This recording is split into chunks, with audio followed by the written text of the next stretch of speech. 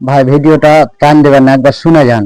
এই যে আপনার মেয়েটাকে দেখছেন, এই মেয়েটা আপনার বোরখা পরে যে ডান্স করেছে, তো এই বোরখা পরে ডান্স করছে, তো তাকে তো এতটুকু লজ্জা হয় না যে এই বোরখাটা পরে ডান্স করলো?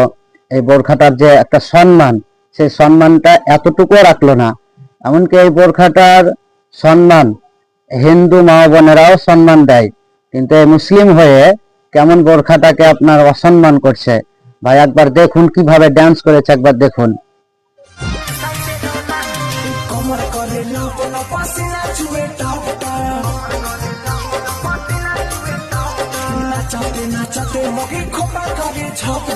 দেখলেন তো ভিডিওটা? আশা করি আপনারা বুঝতে পেরেছেন যে কত বড় খারাপ কাজ করেছে কিংবা কত বড় অন্যায় কাজ করেছে বোরখার অসম্মান করে।